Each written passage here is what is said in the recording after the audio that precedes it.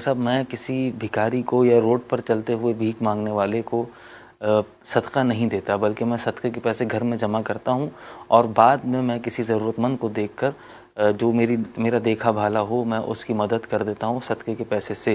سوال یہ پوچھنا ہے کہ آغا صاحب کیا ایسا کرنا جائز ہے؟ اور دوسری بات یہ کہ اگر میرے رشتہ داروں میں یا قرابت داروں میں یا سگے بھائیوں میں ہی کیوں نہ ہو، اگر کسی کے مالی حالات صحیح نہ ہوں تو کیا میں انہیں اپنا صدقہ دے سکتا ہوں یا نہیں؟ اس کی وضاحت فرمائیے گا۔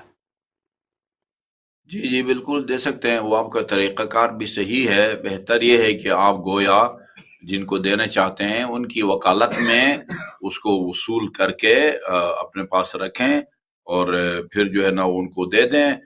بلکہ جو رشتہ دار ہیں آپ کے قریبی وہ جو ہے نا وہ مقدم ہیں دوسرے عام لوگ یا مومنین کے مقابلے میں۔ جی آغا صاحب بہت شکریہ۔ اگلا سوال بعد السلام ہمارے پاس یہ ہے کہ غیر مسلم کے ہاں جنازے پر یا تعزیت کے لیے جانا کیسا ہے؟ اگر جانا درست ہے تو اس کے کیا احکامات ہیں؟ وہ جائیں، اس کے لیے طلب مغفرت وغیرہ جو آپ نہ کریں، بس صرف جائیں اور وہ اظہار افسوس کرنے میں کوئی حرج نہیں ہے، طلب مغفرت نہ کریں۔ جی آغا صاحب بہت شکریہ۔ اس کے بعد ہمارے پاس اگلا سوال ہے کہ آغا صاحب نظر بد کے بچنے کے لیے کیا دعائیں اور کیا اعمال ہیں؟ اس کی وضاحت فرمائیے گا۔ نظر بد سے کے لیے ایک تو چہار قل، خصوصاً معوذتین، قل اعوذ برب الفلق تا آخر اور قل اعوذ برب الناس، اور اسی طرح آیت الکرسی ہے، بہت مؤثر سمجھی جاتی ہے۔ اور اس کے علاوہ وہ نون والقلم کی آخری جو دو آیتیں ہیں، وہ یکاد الذین کفروا لیزلقونکم بابصارہم لما سمعوا الذکر ویقولون انہ لمجنون وما هو الا ذکر للعالمین، یہ بھی جو ہے نا بہت مجرد سمجھی جاتی ہے۔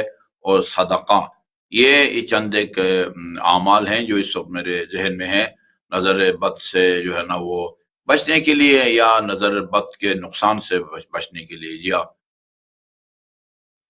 اگلا سوال ہمارے پاس بعد السلام موجود ہے خاتون کی جانب سے کہ آغا صاحب میں ایک ڈاکٹر ہوں اور میں سوشل اویئرنیس کے لیے یعنی عوام کی رہنمائی کے لیے ویڈیوز بنا کر فیس بک پر اپلوڈ کرنا چاہتی ہوں، تو کیا میں اپنے چہرے کو واضح کر کے یا سامنے لا کر چہرے اور ہاتھوں پر اس کے ذریعے سے ویڈیو بنا کر جس ویڈیو میں میرے چہرہ اور میرے ہاتھ نظر آ رہے ہوں، تو کیا میرے لیے ایسی ویڈیو بنانا جائز ہے یا نہیں، جس میں میں میک اپ بھی نہ کروں، فقط اور فقط مریضوں کی رہنمائی کے لیے اور لوگوں کی رہنمائی کے لیے میں یہ ویڈیوز بنانا چاہتی ہوں؟ تو کیا ویڈیوز بنانا اور انہیں سوشل میڈیا پلیٹ فارمز پر اپلوڈ کرنا جائز ہوگا یا نہیں؟ وضاحت فرمائیے گا۔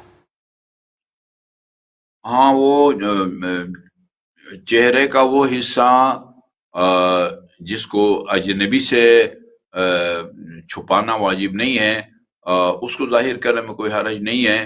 موجودہ مراجع میں خصوصاً آیت اللہ سستانی اور آغا رہبر حفظہم اللہ، ان دونوں کے نزدیک چہرے کو چھپانا واجب نہیں ہے۔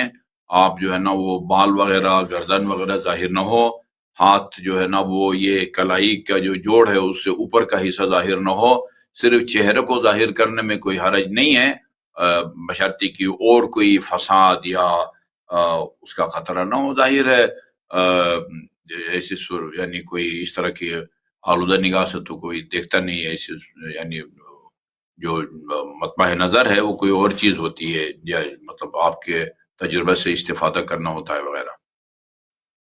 صحیح۔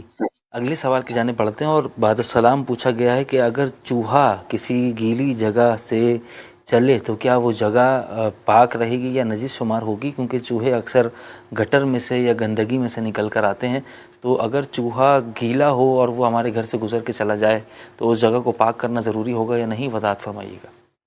بہتر ہے جی یہ پاک کیا جائے۔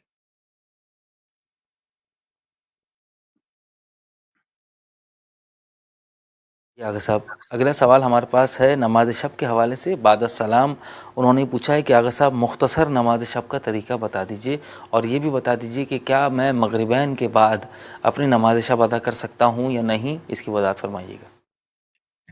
جی میں پہلے سوال کے دوسرے حصے کا جواب عرض کروں۔ آپ آیت اللہ سستانی فرماتے ہیں نماز مغربین کے بعد نماز شب کا وقت جو ہے وہ داخل ہو چکا ہوتا ہے، تو آپ نماز مغرب ہونے کے بعد نماز شب پڑھ سکتی ہیں. باقی جہاں تک مفصل اور مختصر کا وہ ہے تعلق ہے، آپ یہی ہے کہ بس وہ 11 رکعت ہے، 8 رکعت نماز شب ہے، اور پھر 2 رکعت جو ہے نا وتر ہے، پھر وہ شفع ہے، پھر 1 رکعت وتر ہے، اور باقی جو ہے وہ آپ زیادہ 40 مومنین کا نام نہ لیں، کم کا لے لیں. یہ جو ہے نا اختصار ہو سکتا ہے. اسی طرح جتنی دفعہ آپ جو ہے نا وہ العفو پڑھ سکیں.